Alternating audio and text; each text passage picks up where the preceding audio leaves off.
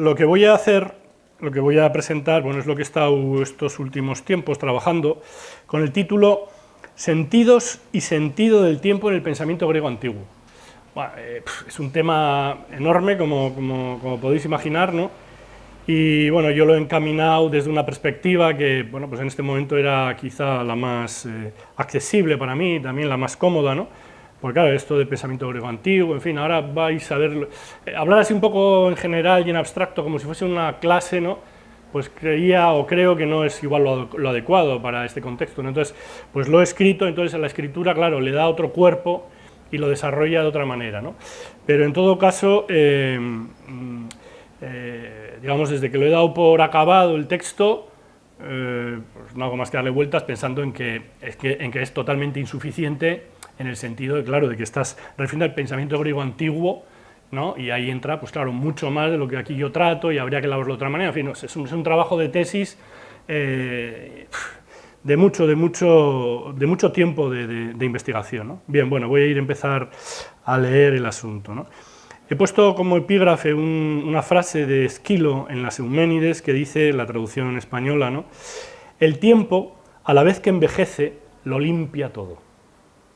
O sea que, bueno, tenemos esta idea, bueno, los griegos tenían, ¿no? Esta idea del tiempo destructor y tal, pero a la vez, claro, el tiempo lo limpia todo, ¿no? Si no fuera por el tiempo habría un acumule excesivo, ¿no? Que es lo que pasa un poco. Y bueno, ya digo que es un tema, bueno, yo diría, bueno.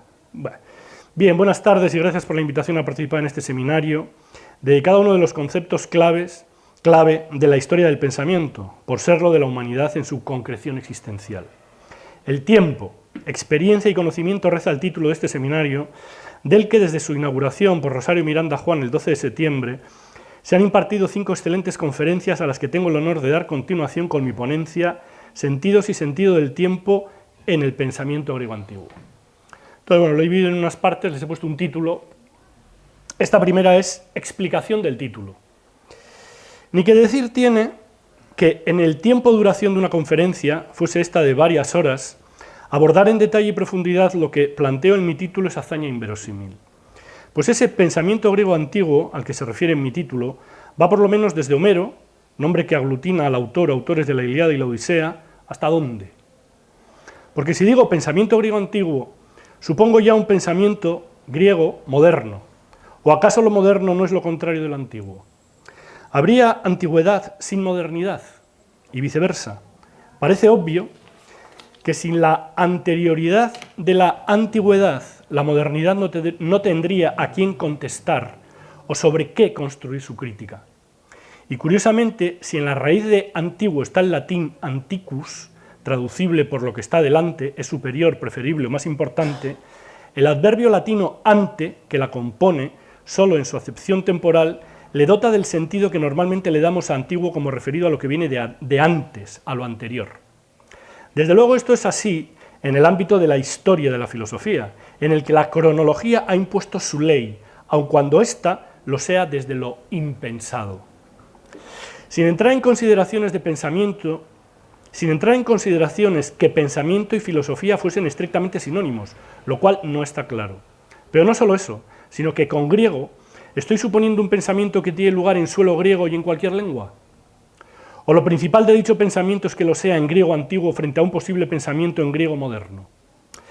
Estos escrúpulos para con el título son solo una muestra de toda una serie de sobreentendidos en los que nos movemos y que sin duda nos facilitan la comunicación, a riesgo, eso sí, de estar dando a entender más de lo que queda justificado en lo dicho. Pero no voy a seguir por esta línea de reflexión que me aleja metodológicamente de los contenidos que quiero comunicar ante vosotros, y que retomando el desde Homero anterior, bien podría llegar hasta Simplicio, afamado comentador de Aristóteles allá por el siglo VI de nuestra era, es decir, más de un milenio de pensamiento griego, por serlo, en la lengua del pensamiento filosófico. A esta reconocida convención historiográfica añadiré, y ya lo adelanto, que a partir de un momento aparecerá la obra de Martin Heidegger, que en principio no es considerado un filósofo adscrito al pensamiento griego antiguo, lo cual parece cronológicamente obvio si admitimos que la antigüedad comienza a finalizar tras el asedio y saqueo de Roma en el 410 después de Cristo por Alarico. De modo que con mi propuesta planteo que a partir de la obra de Martin Heidegger, esa convención denominada pensamiento griego antiguo, así considerada por una historiografía que no ha pensado suficientemente a fondo los supuestos conceptuales y teóricos que la sustentan, queda de algún modo caduca, a la espera de que, asumiendo los retos que la fenomenología hermenéutica plantea al pensamiento, pueda renovarse desde la nueva comprensión del tiempo que propone Heidegger en continuación crítica con la definición aristotélica del tiempo, que constituye el sentido de ese concepto, desde que lo enunciara el estagirita en el siglo IV a.C. hasta su recepción por Bergson en el siglo XX de nuestra era.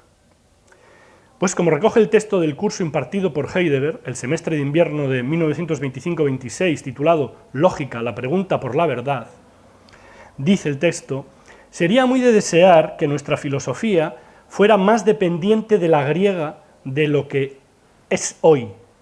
Ciertamente no en el sentido de limitarse a asumirla, sino de una comprensión positivamente objetiva. Fin de la cita. Esta comprensión de la filosofía griega a la que se refiere Heidegger en el invierno del 25-26, cuando ejerce de profesor en Marburgo, feudo del neocantismo, debe tener que ver con la fenomenología hermenéutica que por aquella época estaba desarrollando contra Husserl, de quien considera que la fenomenología es insuficientemente fenomenológica, porque Husserl no ha abordado la cuestión misma de la filosofía, a saber, la pregunta por el sentido del ser, con las consecuencias que esto implica para el tratamiento del tiempo. No obstante, no pensemos que Heidegger fue un desagradecido para con su maestro, a quien dedicó diferentes escritos y reconocimientos. Uno de los últimos fue en el seminario de Thüringen, donde reconoce que, con sus análisis de la intuición categorial, dice Heidegger, Husserl ha liberado al ser de su fijación en el juicio. La hazaña de Husserl ha consistido justamente en esta puesta en presencia del ser, fenoménicamente presente en la categoría. Por esta hazaña, agrega Heidegger, tuve finalmente el suelo. Dos puntos. Ser no es un simple concepto, una pura abstracción obtenida gracias al trabajo de la deducción. Fin de la cita.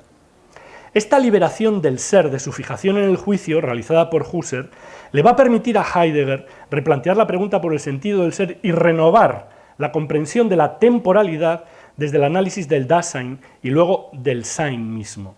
Un Sein, un ser, que a partir de un momento lo escribirá con Y, Sein con Y, no se oye, se ve, en lugar de con I latina. Por eso es importante tener presente que la filosofía griega no es algo de la antigüedad en el sentido historiográfico de esta palabra, es decir, el sometido a la mera cronología del antes y el después, sino que siguiendo el camino del pensar abierto por Heidegger, la filosofía siempre será griega o no será. En la medida en que el destino envío, Geschick, del ser que tuvo lugar entonces con Anaximandro, Parménides, Heráclito y otros, y que Heidegger nombrará con la palabra diferencia ontológica, sigue activo a pesar, o por ello mismo, tanto de su ocultamiento esencial como aletheia, como del olvido constitutivo de la metafísica que vino después a partir de Platón, la cual, ocupándose del ser del ente, ha obviado el ser mismo y su esencial inapariencia. El ser, fenómeno por excelencia, cuya intimidad con el tiempo la saca a la luz Heidegger en un ejercicio de crítica radical que se concreta desde el informe Nator de 1922, con el trabajo destructivo de la hermenéutica filosófica para con la ontología tradicional, demostrando así que la filosofía como metafísica, por su constitución ontoteológica, ha errado la temporalidad y sigue errándola en la medida en que la tecnociencia no piensa. De modo que no se debe confundir filosofía griega, que ya es un pleonasmo, con historia del pensamiento griego antiguo, pues eso sería someterse a los conceptos impensados que maneja esa disciplina, la historia del pensamiento griego antiguo, ignorante precisamente de los condicionantes metafísicos que constituyen el marco de su actividad epistémica y que precisamente la deconstrucción heideggeriana de la ontología griega, esa para la cual el ser es presente absoluto, pone al descubierto, replanteando la pregunta por el sentido del ser desde una grecidad que va más allá de lo historiográfico y hasta de lo lingüístico. Si insistimos con tanta terquedad en pensar griegamente el pensar de los griegos, escribe Heidegger en 1946, no es con la intención de proporcionar una imagen histórica del mundo griego, en tanto que una humanidad ya pasada, que se revela más correcta en determinados aspectos. No buscamos lo griego ni por amor a lo griego ni para mejorar la ciencia, ni siquiera lo buscamos para establecer un diálogo más claro, sino únicamente con la vista puesta en eso que querría salir a la palabra en tal diálogo, suponiendo que accediese por sí mismo a la palabra. Eso es lo mismo que nos atañe a nosotros y a los griegos destinalmente, geschichtlich, de diferente manera. Eso es lo mismo que nos atañe a nosotros y a los griegos destinalmente de diferente manera. Es esto lo que lleva la aurora del pensar a su destino crepuscular, occidental. Si los griegos se tornan griegos en sentido histórico, es sólo de acuerdo con ese destino. En fin, bueno, aquí habría que tener en cuenta los términos alemanes que utiliza, porque están vinculados en un campo semántico que tiene que ver con schicken, geschick, geschehen, ¿no? De donde sale geschickt, en fin, toda una serie de elementos que van más allá de un mero juego lingüístico, que es a veces con lo que se le vincula, ¿no? Entonces, bueno, no es ahora tampoco el momento de deslichar esto porque no va de Heidegger propiamente la conferencia, la charla, ¿no? Entonces, bueno, esto ha sido un poco lo que he querido explicar en relación con el título, ¿no? Un poco para dejar claras cuáles son mis intenciones, para no ocultar las cartas, ¿no? Entonces, bueno, ahora vais a ver cómo, bueno, pues el desarrollo es más, no convencional, pero bueno, más clásico, por decirlo, ¿no? En relación a lo que es una historia de la filosofía, ¿no? Entendida por todo el mundo. Esta parte, la segunda parte propiamente, la he denominado cronogonía, ¿no? Del mismo modo que hay una teogonía, la he denominado cronogonía, ¿no? El surgimiento del tiempo. Bueno, he dicho que ha sido un poco todo... no, o sea, quiero decir que no es fruto del azar, por supuesto, ¿no? Pero que estas cosas siempre uno tiene la sensación de que tiene que ajustarlas más, ¿no? En fin, cronogonía. Dicho lo cual, volvamos a la convención historiográfica para tratar aquellos sentidos del tiempo en el pensamiento griego antiguo que promete el título de mi ponencia. Pues bien, Homero en la Ilíada y en la Odisea, y Hesíodo en la Teogonía, tratan a Cronos, ni que decir tiene que Cronos es el término griego para tiempo, lo tratan, ¿no? Lo califican de anquilometes, ¿no? Anquilometes. El de curva hoz, Teogonía 161, por ejemplo, ¿no? Refiriéndose con ello al instrumento con el que Cronos emasculó a su padre Urano, siguiendo los deseos de Gaia, su madre. Ocurre, como explica José B. Torres en nota a su edición de los himnos homéricos, que si este epíteto es traducible al castellano como de espíritu o mente retorcida, o taimado, ¿no? El anquilometes, es porque en época muy antigua el segundo término que constituye esta palabra, metis, que significa la inteligencia práctica, le da al compuesto con anquilo el sentido de mente retorcida, que es como Hera, hija de Cronos, califica a su padre. Para Homero, como para Hesíodo, Cronos, devorador de sus hijos, es lo contrario de alguien recto. Pero su retorcido espíritu, en la medida en que, bueno, es alguien que devora a sus hijos, ¿no? Eso nos parece algo horrendo, monstruoso, ¿no? Cosas que siguen ocurriendo, por otra parte. Es lo contrario de alguien recto, pero su retorcido espíritu será insuficiente para continuar reinando tras el nacimiento de Zeus. En cualquier caso, si admitimos que el Cronos griegos dice el tiempo devorador de sus hijos, que lo somos todos, no será, como veremos más adelante, sino uno de los términos, el de Cronos, con que los griegos se refieren a la temporalidad. Entonces, bueno, aquí, después de hacer todo, había que haber, quizá ordenándolo, mostrar toda una serie de términos que en griego se refieren a la temporalidad y que luego el que ha salido triunfador, pues, históricamente, de todos esos términos es Cronos, y ese es el que se identifica con tiempo, ¿no? Y así utilizamos el término cronología, yo qué sé, lo que nos dé la gana montamos con Cronos, y no con otros términos que también están vinculados a la temporalidad, ¿no? Entonces, ahí habría que hacer una investigación un poco más, pero claro, sería una investigación ya más de corte filológico, histórico, y aquí, bueno, la tendencia va a ir ahora entrando más en la filosofía, ¿no? El gran Píndaro, allá por el siglo VI-V, cantó en sus epinicios la condición temporal a la que el ser humano está destinado, calificándonos en la pítica octava de seres de un día. ¿Qué es cada uno? ¿Qué no es? El hombre es el sueño de una sombra. Descripción ontológica de una temporalidad que en la pítica tercera tiene su continuación ético-epistemológica cuando escribe: alma mía querida, no persigas una vida inmortal, agota el recurso factible. O sea, no te pierdas en ilusiones que no están a tu alcance, ¿no?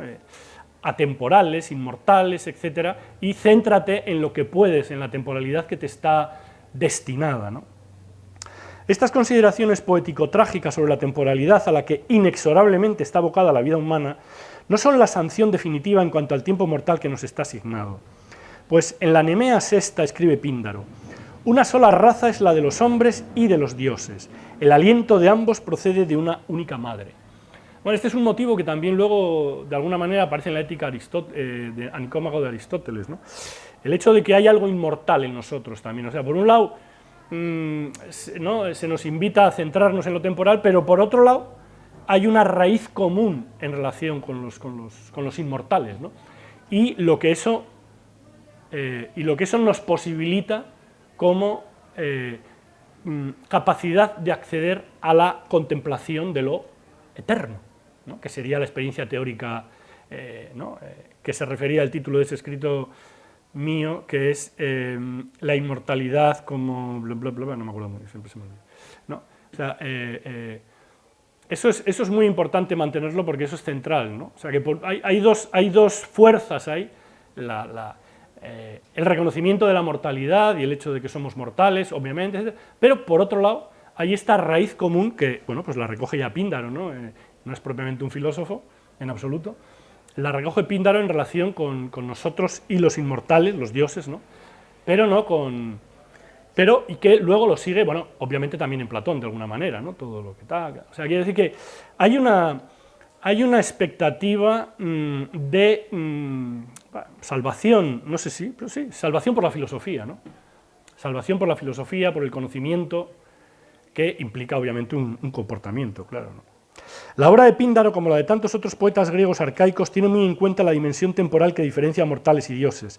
Pero en estas obras, en todas estas obras de los poetas, ¿no?, los trágicos, los líricos, no hay una tematización del tiempo en cuanto tal. Y habrá que esperar al trabajo del concepto para que la pregunta por el ti, por el qué del tiempo, alcance la dignidad filosófica que desde entonces mantiene vivo este modo específico de preguntar qué es la filosofía. Del mismo modo, aunque en un registro específicamente trágico, Sófocles, en su Áyax, nos acerca al interés que aquellos poetas mostraban por la condición temporal humana.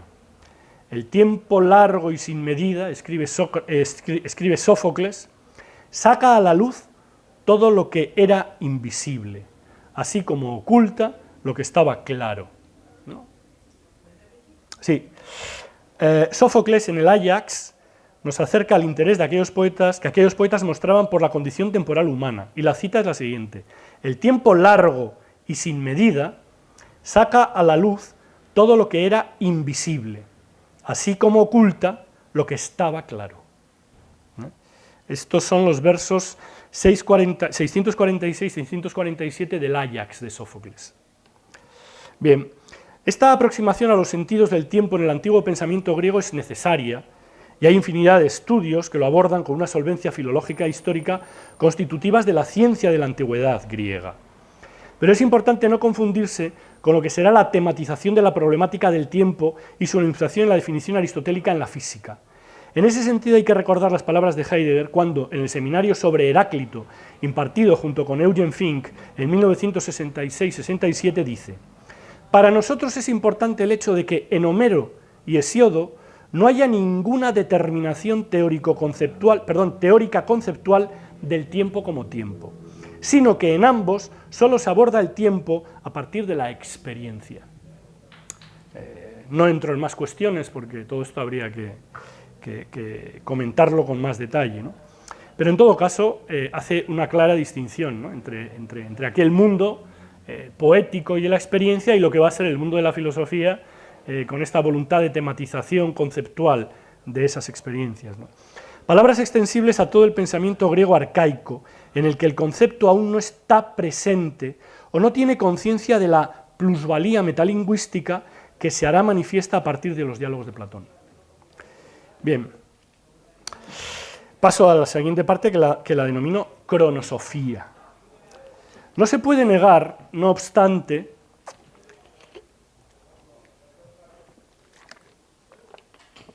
la voracidad de Cronos, que engulle finalmente todo lo que nace, o casi, aun cuando él mismo es el responsable de su surgimiento, pues todo tiene su principio en el tiempo, hasta los mismos inmortales, tal como quedan descritos en la Teogonía de Hesíodo. ¿Qué sentido tiene, pues, que las cosas nazcan para morir? Que lo que aparece desaparezca al poco o mucho de su aparición, y que nada, o casi, esté fuera del alcance destructor de Cronos. Se supone que los inmortales no están al alcance de Cronos, ¿no? Porque son inmortales, no van a morir. Seguro que Anaximandro de Mileto se planteó algo semejante allá por el siglo VII-VI antes de Cristo en la isla de Samos, pues tal es uno de los sentidos que se pueden leer en el único fragmento reconocido como auténtico que nos ha llegado de él. Bueno, aquí en torno al fragmento hay toda una discusión muy importante, ¿no? A nivel filológico, de qué partes del fragmento pueden considerarse auténticas, cuáles no. Todo el mundo, bueno, aquí todo el mundo sabrá, a Anaximandro se le identifica con el apeiron, etcétera, etcétera. Bueno, nada de todo eso está claro, ¿no? Heidegger es muy crítico con eso en el texto que tiene la sentencia de Anaximandro, hasta el punto que solamente considera cierto que sea Anaximandro una frase, ¿no? Y deja fuera todo lo que va hasta según la necesidad y que llega luego hasta según el orden del tiempo, no considerando ni lo anterior a según la necesidad, ni el según el orden del tiempo tampoco lo considera. Bueno, quiero decir que eso son ya cuestiones no secundarias ni mucho menos, ¿no? Pero bueno, que aquí sería muy difícil tratar. Entonces, bueno, yo aquí simplemente he puesto el texto en griego, bueno, ¿no? Y he puesto las tres traducciones que propone en el texto Heidegger de la sentencia de Anaximandro, que son la de Nietzsche, la de Diels y la suya, ¿no? Voy a leer simplemente la de Nietzsche, o sea, no voy a meterme en el más lío por si no hay tiempo para todo esto, ¿no? Y la traducción de Nietzsche dice así: de donde las cosas tienen su origen, hacia allí deben sucumbir también, según la necesidad, pues tienen que expiar y ser juzgadas por su injusticia de acuerdo con el orden del tiempo. Este es el famoso fragmento de Anaximandro que, bueno, que luego lo recuperan o lo integran con la idea del apeiron, como esa anterioridad de la cual todo viene, en la cual todo vuelve, ¿no? No es el momento de entrar en la problemática fundamental de la traducción de los textos griegos antiguos en general y de este fragmento en particular, al que dedica Heidegger en 1946 un ensayo titulado La sentencia de Anaximandro, integrado en Caminos de Bosque.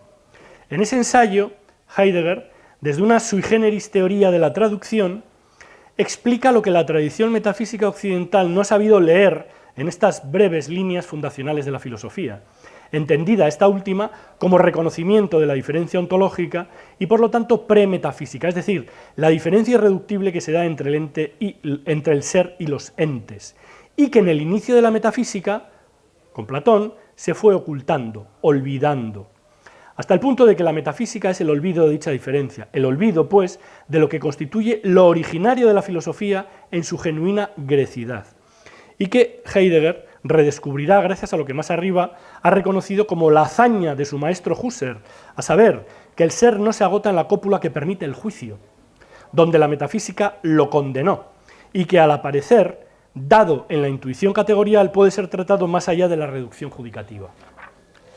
En lo que ahora nos atañe es obvio que el fragmento se divide al menos en dos partes. Una primera, en la que rige la necesidad de que todo lo que nace debe dirigirse en su destrucción hacia el mismo lugar del nacimiento, lugar, o quizá mejor, no lugar, reconocido tradicionalmente como toapeiron, y una segunda parte en la que se explicaría el porqué de este suceder, que en todo caso ocurre según el orden del tiempo.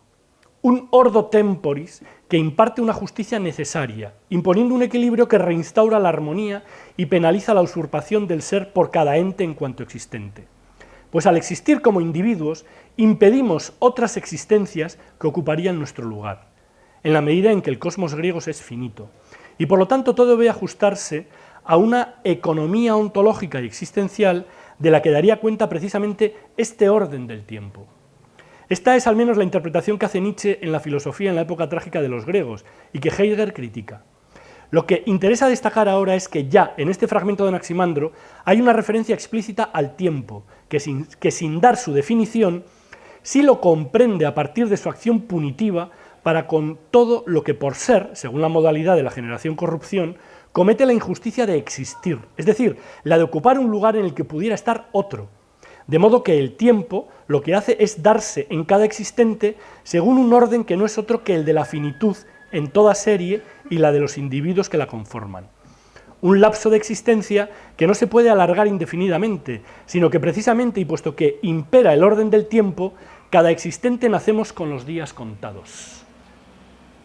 Esta descripción del tiempo está lejos de ser una definición, pero sí explica, en un sentido poético, por qué no podemos existir indefinidamente, al menos en un cosmos finito como el griego. Esta entrada y salida del ser por parte de los entes, de las que habla el fragmento de Anaximandro, es explicable por la materialidad que implica todo existente sometido a generación-corrupción. Un cambio permanente que nos hace olvidar que lo más importante en nosotros es del orden de lo eterno, atemporalidad que sirve para desangustiarnos de la esencial nihilidad de la existencia, y que solo por desatención a eso eterno que somos, sufrimos más de lo necesario. ¿Qué otro si no es el sentido de la afirmación de Platón en el Timeo, su física y cosmología, según la cual, cito el texto de Platón, dice: dado que la naturaleza del mundo ideal es sempiterna, y esta cualidad no se la puede otorgar completamente a lo generado, procuró realizar una cierta imagen móvil de la eternidad, y al ordenar el cielo, hizo de la eternidad que permanece siempre en un punto, una imagen eterna que marchaba según el número, eso que llamamos tiempo. Estas son todas partes del tiempo, y el él y el era y el será son formas devenidas del tiempo, de manera que de manera incorrecta aplicamos irreflexivamente al ser eterno. Pues decimos que era, es y será, pero según el razonamiento verdadero solo le corresponde el es, y el era y el será conviene que sean predicados de la generación que procede en el tiempo, pues ambos representan movimiento. Pero lo que es siempre idéntico e inmutable no ha de envejecer, ni volverse más joven en el tiempo, ni corresponde que haya sido generado, ni esté generado ahora, ni lo sea en el futuro, ni en absoluto nada de cuanto la generación adhiere a los que se mueven en lo sensible, sino que estas especies surgen cuando el tiempo imita a la eternidad y gira según el número. Esta es la cita del Timeo de Platón, que bueno, es enorme, ¿no? En este denso pasaje del Timeo aparecen algunos conceptos fundamentales para la comprensión del tiempo en Platón, siguiendo la tradición eleática de la que se nutre críticamente el ateniense y que tiene su origen en el poema de Parménides, para quien el ser no fue una vez ni será, pues ahora es todo a la vez uno continuo. Esto es una cita también del fragmento 8 del poema de Parménides.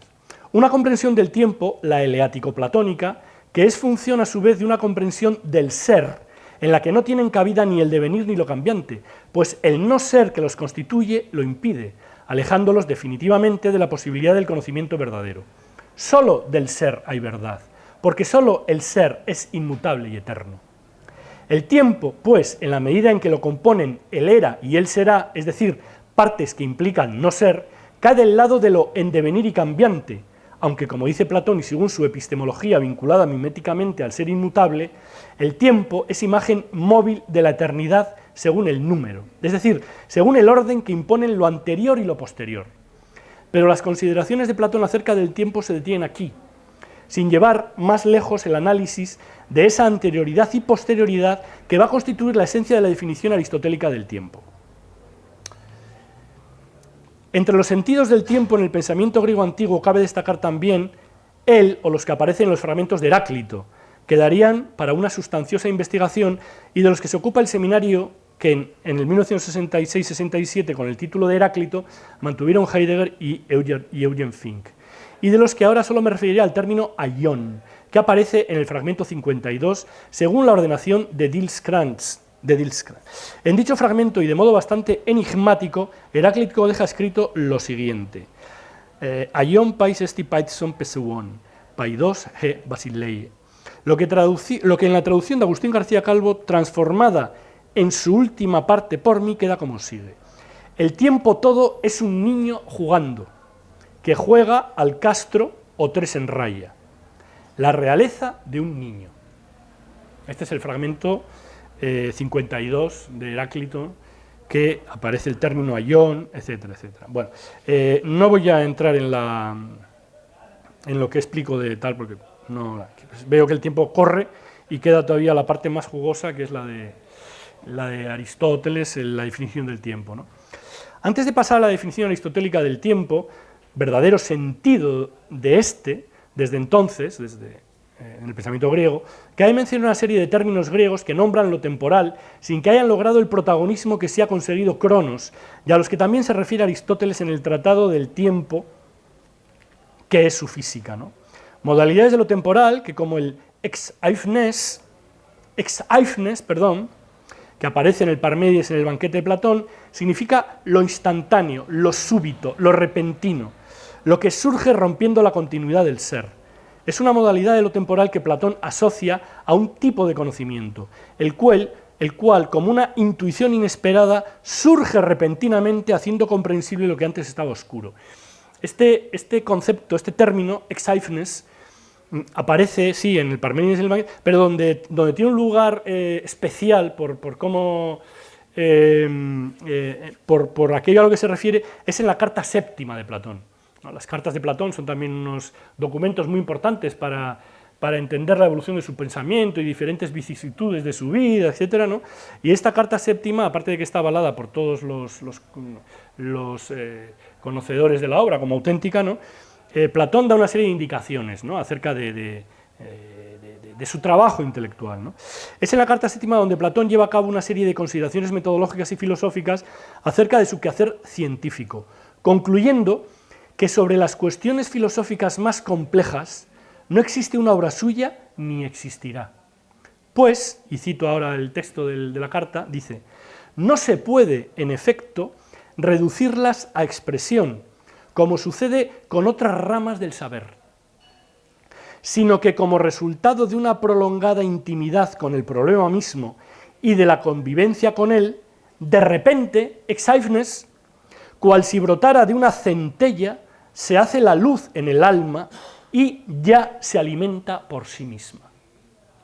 Este texto siempre me ha puesto un poco la piel de gallina, ¿no?, en el sentido que remite a una experiencia, ¿no?, de conocimiento por la cual hay una iluminación súbita que rompe, ¿no?, rompe con lo anterior y entras en otra dimensión, ¿no? O sea, no es el premio al trabajo, en fin, es el premio al trabajo, obviamente, pero quiero decir, no es el premio al trabajo entregado y que al final, no, ocurre, de repente lo ves. Es un premio, no sabes por qué, ¿no? No sabes si por trabajar mucho, por trabajar poco, por haber hecho los sacrificios a los dioses, ¿no?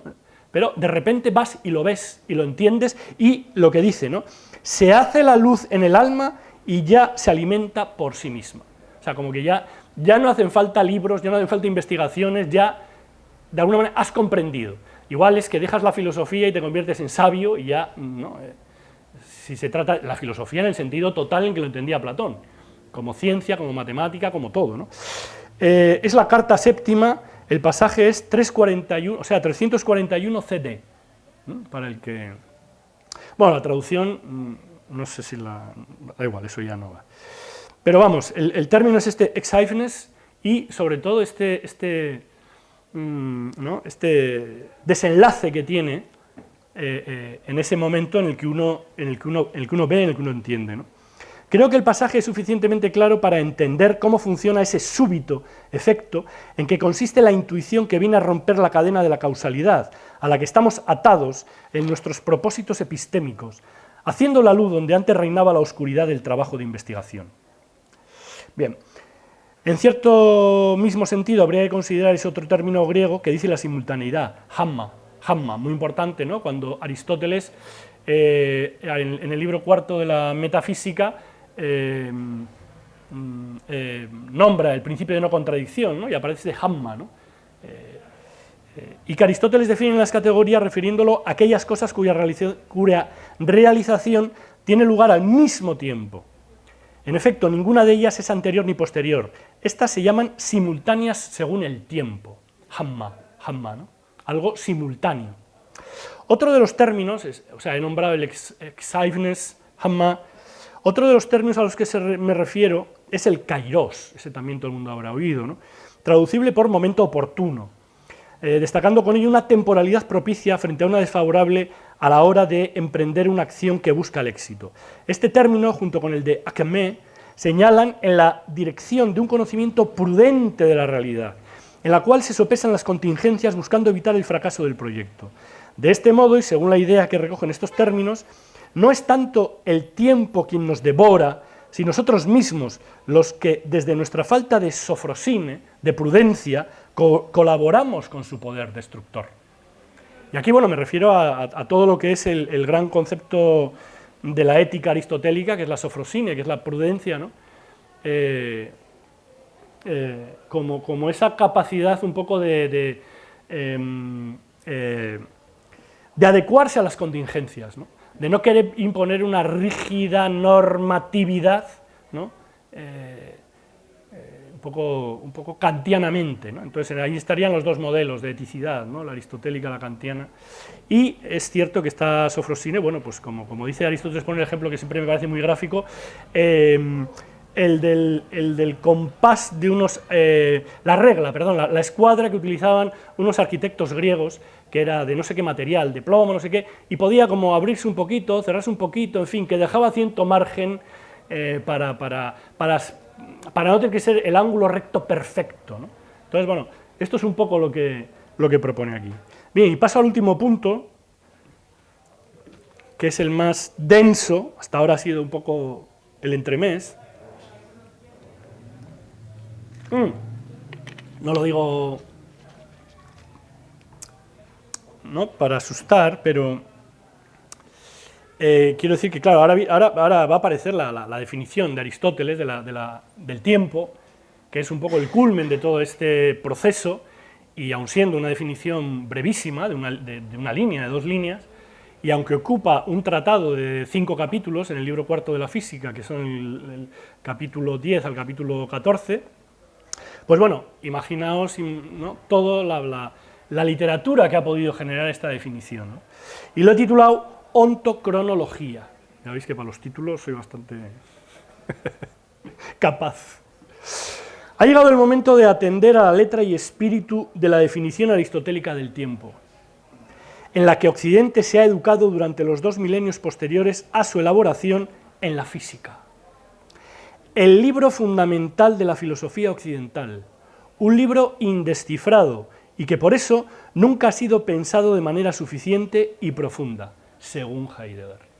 Entonces, claro, yo cito a Heidegger porque, claro, es el filósofo del siglo XX, seguramente, filósofo que más ha dialogado con Grecia, sin duda, yo creo, no creo que hay otro que haya dialogado con los griegos del modo en que lo ha hecho, con la extensión que lo ha hecho y dando la importancia que le da, por ejemplo, a la física de Aristóteles, ¿no? Que hay el equívoco obvio que la física de Aristóteles no es una física, o sea, es una metafísica, o sea, es una búsqueda de principios que trascienden lo puramente físico, ¿no? Vamos, se mueve en el contexto del movimiento, que es lo propio de la física, ¿no? Pero vamos, que no es la física, desde luego, como la entendemos a partir de Galileo, ni mucho menos, ni tiene nada que ver, claro. Yo cuando hice mi tesis sobre la física de Aristóteles, lo hice un poco por eso, ¿no? Porque la metafísica, pues sí, yo entendía eso de la metafísica, el más allá, los principios, tal, pero claro, en esa época, en el 85, que fue, yo creo, cuando me hice por con los 2 volúmenes de la traducción francesa de la física ¿no? de la física de Aristóteles, traducido por Carteron, que estaba en Le Belles Lettres, a mí aquello me producía ¿no? una curiosidad enorme, ¿no? Poder leer la física de Aristóteles, eso ¿no? ¿Qué había ahí dentro? ¿Qué había ahí dentro? Porque en la metafísica había lo que había, pero en la física, ¿qué habría? ¿No? Nadie nos hablaba nunca de la física, todo el mundo habla de la metafísica, luego de Galileo, Newton, Einstein, la relatividad, no sé qué, la física de Aristóteles, ¿qué será aquello? ¿No? En fin.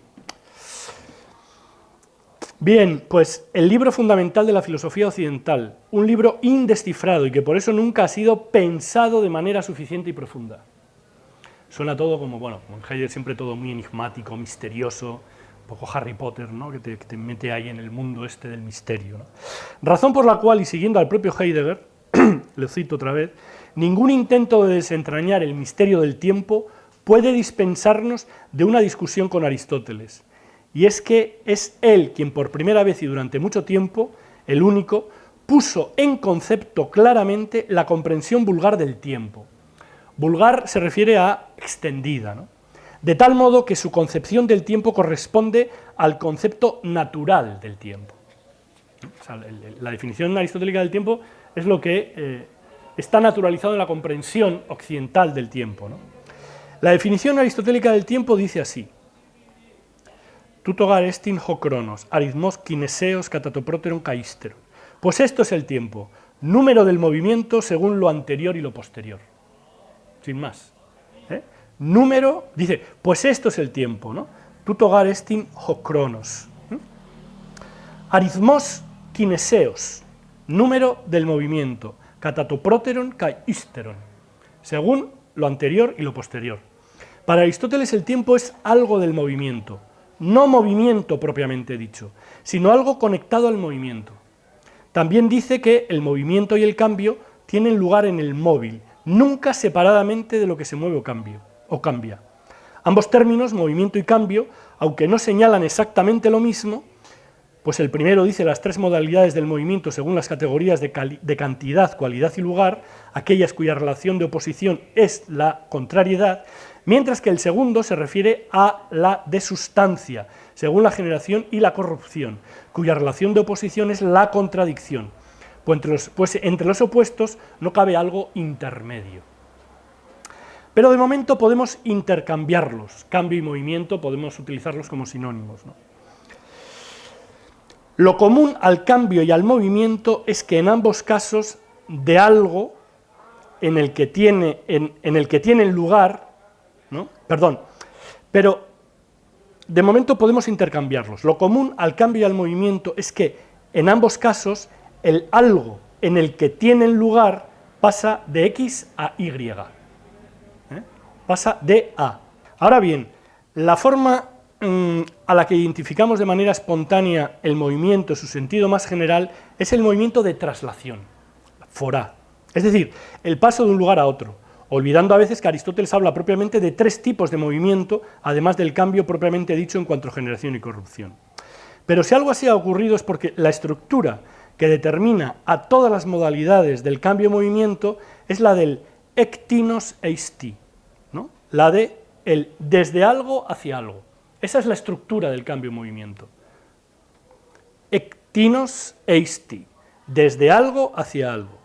Se entiende que esta estructura, al ser esencial al cambio-movimiento, define todo lo cambiante, moviente en cuanto tal, es decir, no en sus especificidades categoriales, sino en cuanto que ontológicamente son cambio y movimiento. Heidegger, en los problemas fundamentales de la fenomenología, curso del semestre de verano de 1927, dedica un sustancioso análisis a la definición aristotélica del tiempo, considerando que dicha estructura, el ectinos eisti, el desde algo hacia algo, se caracteriza por integrar el concepto de dimensión, término para significar el griego megethos, que dice la magnitud y el tamaño, asignados a la categoría de cantidad. Es decir, donde hay ectinos eisti hay dimensión, hay una cantidad, hay una cantidad, hay un megethos, hay un tamaño, hay una dimensión, hay un paso de algo a algo, ¿no?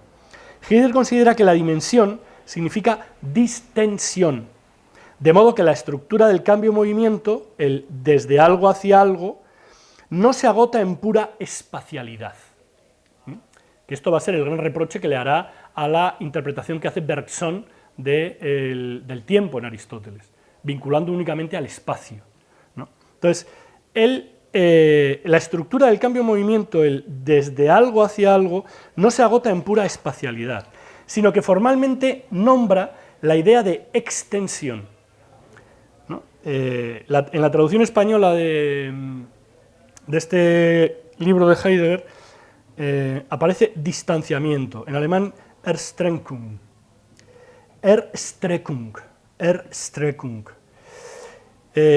Queda mejor extensión.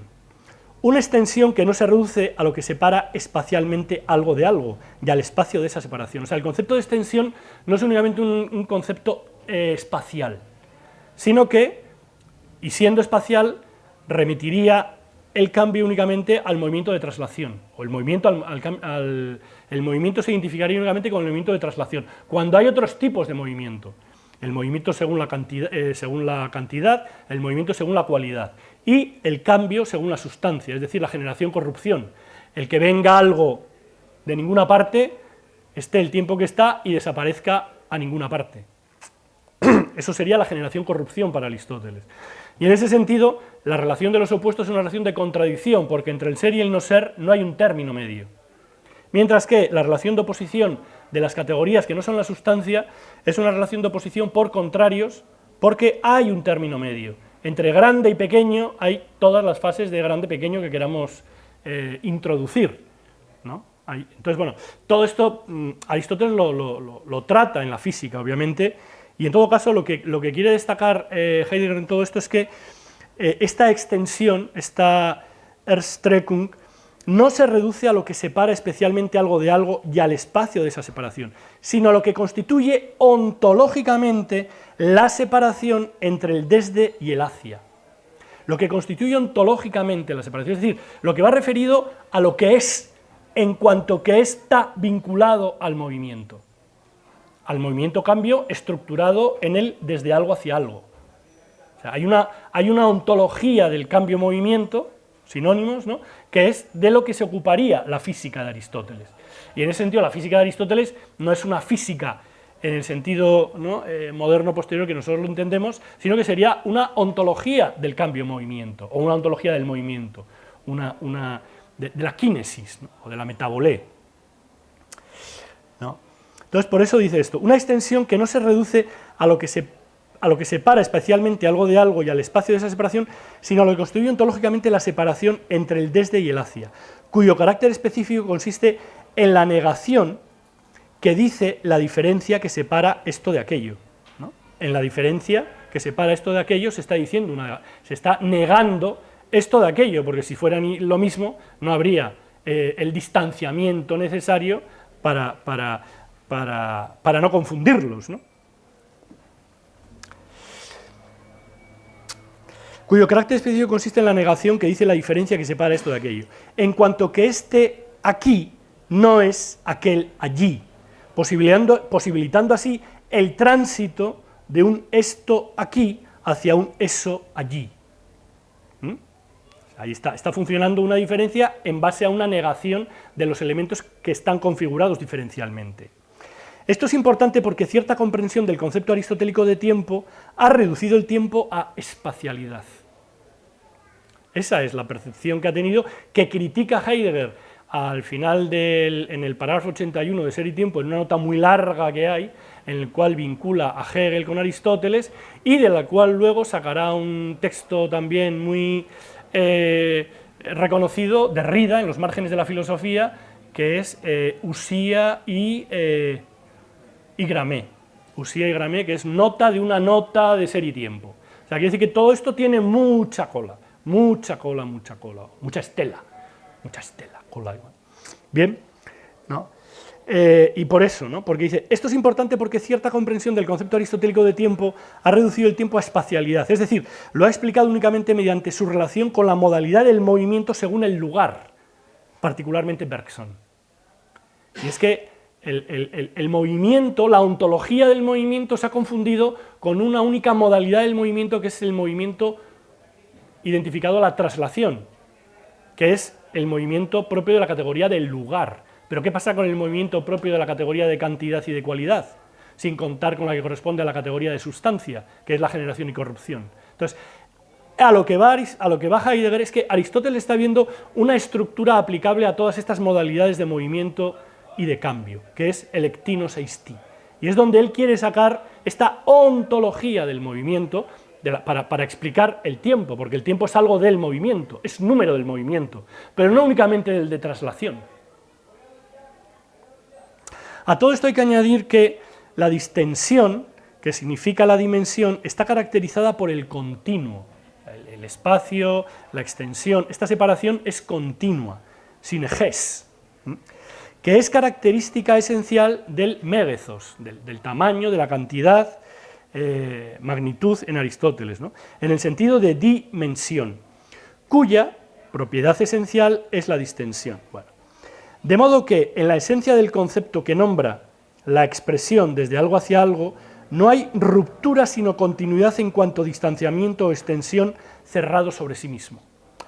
O sea, de modo que en la esencia del concepto que nombra la expresión desde algo hacia algo, no hay ruptura, dice, sino continuidad en cuanto a distanciamiento o extensión cerrado sobre sí mismo. Es decir, este de algo a algo está produciéndose en un ámbito cerrado, no hay una discontinuidad. No son elementos contiguos, ¿no? Lo cual obligaría a tener en cuenta el no ser, sino que está ocurriendo en el ámbito del continuo, que es el megethos, ¿no? Que es el tamaño, cantidad, cuya característica es que es continuo, ¿no?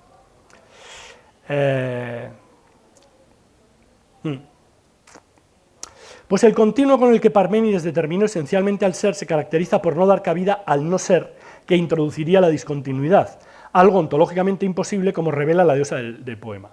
Es decir, claro, esto lo que está planteando es que los griegos, como decía yo al principio, no van a poder pensar el tiempo ni el movimiento como algo que viene del no ser, porque este concepto de ser como continuidad se lo impide, ¿no? Porque para que hubiera una presencia del era o del será, tendría que haber, ¿no?, la posibilidad de romper esta continuidad. Pero si el ser se agota en continuidad, en presencia en última instancia, en presente, ¿cómo dar cuenta del movimiento y por lo tanto del tiempo, que es algo del movimiento? O sea, no van a poder hacerlo. Y el propio Aristóteles va a quedarse prisionero de eso, como va a explicar Heidegger, aún habiendo hecho la definición más potente que se ha hecho en la antigüedad de este asunto, ¿no? Pero digo, son muchas cuestiones que hay que tener en cuenta para entender la importancia de la comprensión que tienen del ser como continuo. Y por lo tanto, lo que no es ahora, o sea, lo que es ahora pero no era antes, ¿dónde queda? Ese no era. Ese no era, ¿dónde está? ¿O dónde estaba antes de ser lo que es ahora? El enigma que les plantea el movimiento, el cambio, el devenir a los griegos, ¿no?, es precisamente el vinculado con la comprensión, es el vinculado, ese efecto de la comprensión que tienen del ser. Por lo menos estos griegos. Estarían los atomistas, ¿no?, Demócrito, Leucipo, Epicuro, Lucrecio, pero claro, ahí el problema que tendrían ellos sería cómo explicar el vacío ese entre los átomos, como no ser. Porque eso es no ser, obviamente, cuando el ser es la materia, el átomo, entonces ahí les queda un resquicio, ¿ahí qué hay? Eso es lo que permite a los átomos moverse y configurar lo que configuran, según los atomistas griegos, que sería la tesis materialista, ¿no? Entonces, bueno, eso así dicho muy general. Habrá que esperar a Platón para que en el Sofista cometa el parricidio por el que el no ser, travestido en lo otro, se convierta en uno de los 5 géneros supremos. Por eso, cuando experimentamos el movimiento en el móvil, al mismo tiempo experimentamos el continuo, y con ello, el desde algo hacia algo, la dimensión en cuanto a extensión cerrada sobre sí misma. Si no tuviéramos esta experiencia del continuo, naturalizada, quiero decir que viene en el paquete que somos, aparecerían aparecerían rupturas ontológicas, aparecerían momentos de no ser, lo cual es impensable. Eso no se puede, no puede ocurrir. En el caso del movimiento local, la extensión es espacial, pero podría serlo según el resto de casos cinéticos, cualitativa, cuantitativa, sustancial. Todo esto se sintetiza en el pasaje de la física 4, 219-23, según el cual, acoluzei, tomegezei, jequinis. El movimiento sigue u obedece, acoluzei, a la dimensión-extensión. O sea, el movimiento es función del megezos, de la dimensión-extensión. O sea, el movimiento ocurre, ¿no?, con lo que posibilita como condición de posibilidad esta, obviamente, comprensión que tienen ellos, que tiene Aristóteles, del megezos.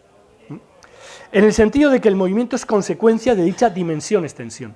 Lo importante en este caso es reconocer que este seguimiento o obediencia del movimiento a la dimensión-extensión debe entenderse, dice Heidegger, en sentido ontológico y no óntico. ¿Qué significa esto? Significa que de acuerdo con su esencia, es decir, ontológicamente, el movimiento es precedido por la dimensión-extensión, por el megezos, por la cantidad, por el tamaño, y de este modo por la continuidad, porque es esencial al tamaño y a la cantidad la continuidad. Ontología que remite a una anterioridad condicionante, en este caso presubjetiva, que constituye la trascendentalidad que caracteriza al ser. Lo trascendens por excelencia. El ser es lo trascendens por excelencia. Y con él a la estructura del pensar. ¿No? Claro, el ser es lo trascendens por excelencia, dice Heidegger en Ser y Tiempo, y con él, con esta caracterización de la trascendentalidad, del ser por la trascendentalidad, ¿no? Bueno, leo esto porque es muy importante. Ontología frente a onticidad o óntico, que remite a una anterioridad condicionante. Eso es lo que quiere decir ontología, anterioridad condicionante, ¿no? En este caso, presubjetiva, distanciándome de Kant, que constituye la trascendentalidad que caracteriza al ser. Lo trascendens por excelencia. Y con él a la estructura del pensar, en griego, noein, pues ser y pensar son lo mismo, en la cual nos encontramos conscientemente inmersos. De ahí la filosofía. Es decir, esta conexión que ha establecido, ¿no?, entre... esto es lo que hay que entender, aunque sea lo último que entendamos, ¿no? Todo esto sintetiza en el pasaje de Física 4, según el cual el movimiento sigue u obedece a la dimensión-extensión, al megezos. O sea, el movimiento no es estamos en el ámbito del pensamiento, claro, ¿no? El movimiento no es algo que está ocurriendo así, que el coche va y viene y tal, lo estamos escribiendo, lo estamos pensando. Y dice, el movimiento sigue y obedece a la dimensión-extensión, al megezos, en el sentido de que el movimiento es consecuencia de esto. Sin ese megezos no habría posibilidad de pensar el movimiento, ¿no? Es consecuencia de dicha medida. Lo importante en este caso es reconocer que este seguimiento u obediencia del movimiento a la dimensión-extensión debe entenderse en sentido ontológico y no óntico. ¿Qué significa ontológico? Significa que de acuerdo con su esencia, es decir, ontológicamente, el movimiento es precedido por la dimensión-extensión. Ontológico significa que esta esencia está condicionando cualquier comprensión que tengamos del movimiento, y esta esencia es la que le obliga al movimiento en cuanto megezos, en cuanto dimensión-extensión. Por eso dice esto, el movimiento es precedido por la dimensión-extensión, por el megezos, y de este modo por la continuidad. Ontología que remite a una anterioridad condicionante. ¿Qué condiciona? El megezos, ¿no? Y en este caso, presubjetiva, esto, ¿no? Anterioridad condicionante que constituye la trascendentalidad que caracteriza al ser. Porque el ser es lo trascendens por excelencia. Esto es lo que hay que entender, ¿no? Lo que hay que entender, porque claro, si no, el juego no funciona, ¿no? Esto es Ser y Tiempo en la página 38 de la edición alemana, ¿no? Y claro, al ser lo trascendentes por excelencia, ¿no? Esta estructura, bueno, no tendría importancia, o tendría la que tendría, pero claro, la que tiene es que a la vez es la estructura del pensar, porque ser y pensar es lo mismo, tal como lo dice la diosa en el poema de Parménides, ¿no? Y en esta situación nos encontramos conscientemente inmersos y es lo que nos permite estos desarrollos. El tener conciencia de esta situación, el movimiento, la dimensión, el megathos, el syneges, en fin, todos estos conceptos que utiliza Aristóteles es lo que permiten pensar el movimiento y encontrarle esta trascendentalidad, no en el sentido kantiano, no en el sentido subjetivo, ¿no?, de la relación sujeto-objeto, condicionante, etcétera, sino en el sentido que pretende descubrir, describir Heidegger en todo esto, ¿no? Bueno, voy a abreviar. Inmersión que se justifica en la medida en que nosotros también somos physis, obviamente, ¿no? A pesar de que haya una hiperventilación culturalística hoy en día que parece que no somos physis, ¿no?, que todo es cultura, todo es cultura. No, claro que somos physis. Physis no en un sentido banal, de hago el fuego con una piedra dándole a otra piedra, ni porque voy vestido con pieles soy physis, ¿no? O sea, quiere decir que es que, claro, el nivel es tan bajo que se confunde el pensar con las opiniones más estúpidas que uno se pueda imaginar, ¿no? Y el pensamiento ecológico con tonterías de jardines llenos de coliflores y perales llenos de gusanos, o sea, la cosa es un poco más compleja y precisamente estos griegos son los que te ayudan a no perder pie en todo este, ¿no?, fango, o sea, no posmoderno en el sentido banal, sino bueno, sí en el sentido de alejamiento de cierta complejidad en el desarrollo, ¿no? En aquellos griegos aún esta physis no estaba subjetivada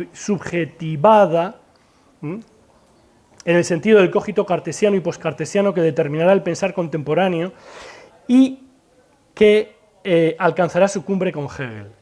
Pues visto desde la physis, desde el emerger, lo que desde siempre es preyacente es lo próteron, lo anterior, lo a priori. Escribe Heidegger en Introducción a la metafísica. Visto desde la physis. Claro, physis es el concepto que se traduce por naturaleza, pero ¿con qué criterio de traducción?, ¿no? Physis es el concepto de ser para la antigua Grecia, ¿no?, para la Grecia que está aún en un periodo de descubrimiento de ese ámbito que es el que abre la diferencia ontológica, ¿no? Por eso dice que visto desde la physis, desde el emerger, lo que desde siempre es preyacente es lo próteron, lo anterior, lo a priori. ¿Por qué? ¿Por qué? Porque claro, esto es lo que justifica todo el desarrollo de la diferencia ontológica. Esto es lo que justifica que haya un ámbito del pensar pre-subjetivo, pre-cartesiano, pre-kantiano, que está legitimado por la conexión einai-noein, einai-noein, donde noein, si lo traducimos por pensar, nos arriesgamos a no entender lo que dice noein, porque pensar lo asociamos inmediatamente a nuestra capacidad intelectiva, lo cual es una comprensión reductiva del pensar. La extensión y la continuidad se encuentran en el movimiento, son anteriores a él como sus condiciones a prióricas.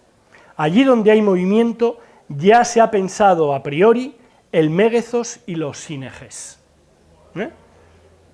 Esto es fundamental, claro, ¿no?, porque esta es la dimensión, esto es lo que permite una ontología del movimiento, esto es lo que permite una comprensión del ser del movimiento en cuanto movimiento, no en cuanto traslación o crecimiento o generación-corrupción. Un a priori que, como dice en los prolegómenos para una historia del concepto de tiempo, de 1925, Heidegger, es aquello que siempre es ya lo anterior, lo previo en algo. Es esta una definición absolutamente formal del a priori. No se dice aquí qué sea el algo ese en que se encuentra eso previo.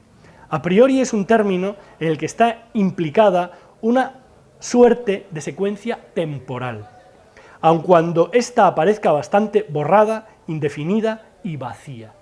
En la palabra a priori hay obviamente una secuencia temporal. ¿Por qué? Porque lo a priori está remitiendo a una anterioridad que no puede ser superada. Lo a priori está remitiendo a algo sin lo cual no haríamos pie. No haríamos pie, no tendríamos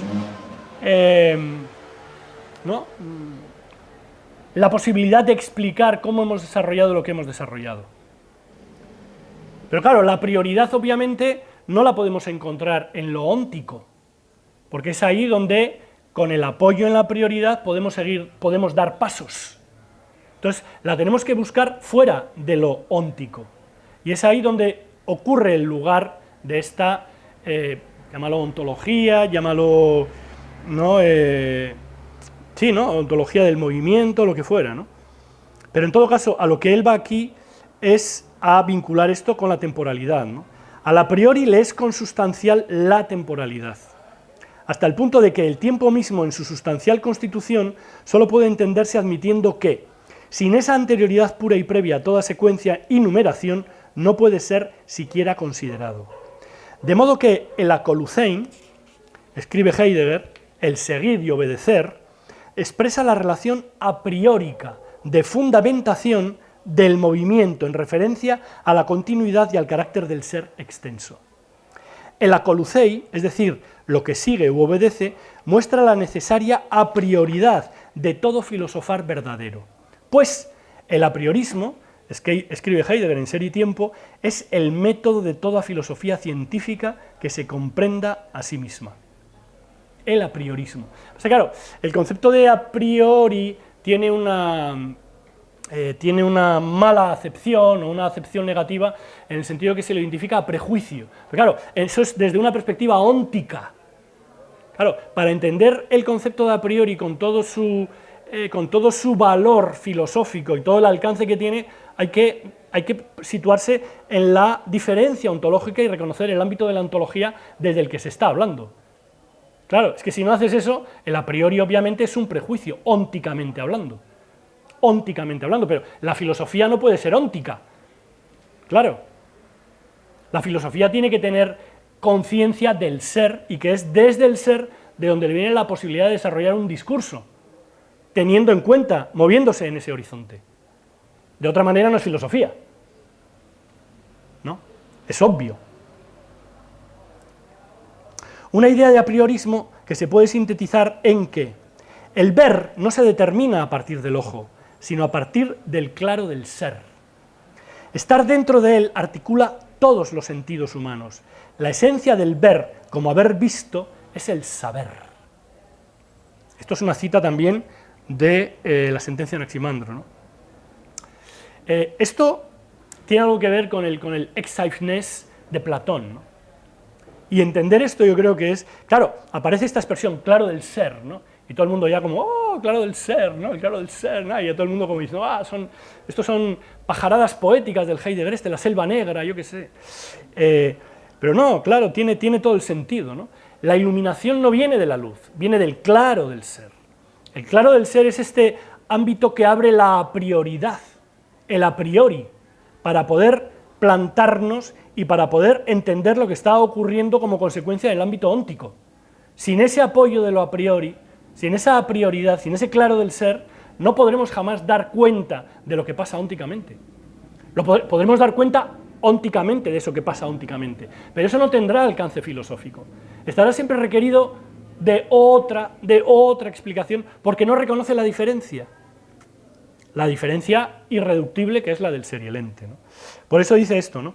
Una idea de apriorismo que se pueda sintetizar en que el ver no se determina a partir del ojo, sino a partir del claro del ser. Estar dentro de él articula todos los sentidos humanos. La esencia del ver como haber visto es el saber. Estamos en el saber, somos saber. Esto es una tesis platónica. Lo que pasa es que, claro, luego hay que abordarla y elaborarla desde presupuestos más evolucionados, diríamos, ¿no? No caer en todo ese misticismo platónico del tal, pero a fin de cuentas es eso. Estamos en el saber y lo que no podemos es ingenuamente pretender que en algún momento vamos a dar el paso decisivo y vamos a encontrar el saber en el ámbito de lo empírico, de la experiencia óntica, ¿no? Aquí la anamnesis, yo considero que esto es un ejercicio de anamnesis, de rememoración. El a priori tiene que ver con la anamnesis. O sea, es algo que llevamos en la estructura del ser que somos.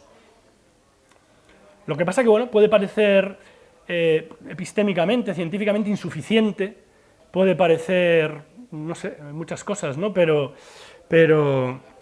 o puede reclamar como hacía este francés, como era el après la finitude, creo que era, ¿no? Después de la finitud, ¿no? que reclamaba como una anterioridad temporal al surgimiento de lo humano en el tiempo, y que eso genera una serie de paradojas, etcétera, etcétera, ¿no? Pero es que esa creación, es que no podemos retrotraernos, no podemos salirnos del horizonte de pensamiento que nos permite esta estructura a priórica, que es la del Akolucein. Si nos salimos de allá no podemos pensar. O sea, tú no puedes salirte fuera del círculo para ver el círculo. Si sales fuera del círculo no ves nada.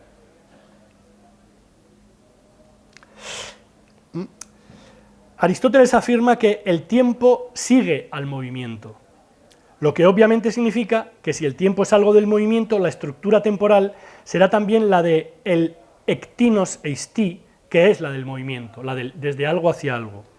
De modo que en relación con el qué del tiempo, con la pregunta que interroga por su esencia, todo depende, escribe Heidegger, de comprender el sentido ontológico del akolucein, del seguir, del obedecer. Pues no solo puede ser incomprendida dicha definición, sino también erróneamente interpretada, como ocurre según Heidegger con Bergson, que afirma, escribe Heidegger, que el tiempo, tal como lo entendió Aristóteles, es el espacio. Y considera que Bergson es llevado a esta interpretación inadecuada por entender la continuidad en el sentido de la magnitud extensa del espacio, únicamente, y no entender la continuidad en el sentido de la extensión que introduce la diferencia o que posibilita la diferencia entre el desde algo hacia algo. El propósito de la definición aristotélica del tiempo no es otro sino mostrar la conexión estructural del tiempo con el movimiento. Pues si solo tenemos experiencia del movimiento cuando experimentamos el móvil en su tránsito desde un allí hasta un aquí, tenemos que ver el nexo de lugares, el nexo de puntos que constituyen el continuo en el horizonte del ectinos eisti, en el horizonte del desde algo hacia algo. Esto es lo que significa el katatoproteron ka isteron, de la segunda parte de la definición del tiempo. Pues el allí no es un allí cualquiera, sino que el desde allí es uno previo, y el hacia aquí no es un aquí cualquiera, sino un aquí posterior. De este modo podemos retener el lugar recorrido como un desde allí y anticipamos lo siguiente como un hacia aquí. Al retener el precedente y anticipar el próximo, vemos la trayectoria en cuanto tal. Para que esto ocurra vamos diciendo en cada caso, ahora aquí, antes allí, luego allá, esto es, cada allí en el nexo de un desde algo hacia algo. Es un ahora allí, ahora allí, ahora allí. En cuanto que vemos esta multiplicidad de puntos en el horizonte del próteron y del histeron, de lo anterior y lo posterior, decimos en cada caso, siguiendo el objeto del movimiento, ahora aquí, ahora allí. Solo en la medida en que digamos también esto, en nuestro interior podemos, mirando el reloj, leer el tiempo. Esto es una cita de los problemas fundamentales de la fenomenología. Estos ahoras, siempre los mismos, siempre diferentes, son los que numeramos en el horizonte del ectinos eisti. Contamos una serie de ahoras y por lo tanto de despuéses y de anteses. De modo que el después es el ahora todavía no, y el antes es el ahora ya no, lo que en el texto de la física de Aristóteles queda recogido en la frase toi fenomenoi akolucei tonin. El ahora sigue u obedece al móvil en su traslación, a lo que se traslada en su traslatividad. El ahora se ve juntamente con la experiencia del movimiento, covisto y por tanto conumerado al seguir el movimiento. El ahora es el tiempo. El ahora es en cuanto lo anterior y posterior son numerables. Como señala Heidegger al final del párrafo 81 de Ser y Tiempo, cito: aunque la experiencia vulgar del tiempo inmediata y regularmente solo conozca el tiempo del mundo, sin embargo, también admite siempre para él una muy particular referencia al alma y al espíritu, ¿no? Bueno, Aristóteles, en un momento dado, que no hay tiempo ya, dice exactamente: si el alma no existiera, quizás, o sea, si el alma no pudiera contar el movimiento, no existiera el alma, tampoco habría movimiento, no habría movimiento, o sea que entra ahí en una relación de condicionante del alma hacia el movimiento, ¿no? Y dice esto, ¿no? Aunque la experiencia vulgar del tiempo inmediato y regularmente solo conozca el tiempo del mundo, sin embargo también admite siempre para él una muy particular referencia al alma y al espíritu. Esto sucede incluso allí donde el cuestionar filosófico se encuentra aún muy lejos de buscar su primera y expresa orientación en el sujeto. Él entiende que la definición aristotélica del tiempo es una definición natural, vulgar, en el sentido físico-cosmológico, mientras que la de San Agustín será una vinculada al sujeto, al alma, ¿no? Y la que él va a proponer va a ser una desarrollada a partir del Dasein, a partir del ser que somos, ¿no? Es decir, teniendo en cuenta el sujeto vivo que somos, que es de donde él considera que hay que pensar el tiempo, y no como una exterioridad en la cual estamos introducidos como cualquier otro ser vivo, ¿no? Entonces, bueno, por eso está diciendo esto, ¿no? Esto sucede incluso, esta sensibilidad acerca del problema que plantea el sujeto, el alma, sucede incluso allí donde el cuestionar filosófico se encuentra aún muy lejos de buscar su primaria y expresa orientación en el sujeto, es decir, en Aristóteles. Basten aquí dos testimonios característicos. Aristóteles dice: si nada que no sea el alma o la inteligencia del alma puede enumerar por naturaleza, resulta imposible la existencia del tiempo sin la existencia del alma. San Agustín, por su parte, escribe: me pareció que el tiempo no otra cosa es sino distensión. Pero de qué cosa lo sea, si no es el alma misma, me maravillo y lo ignoro, ¿no? Esto lo refiere Heidegger en el párrafo 81, que es el antepenúltimo de Ser y Tiempo, ¿no?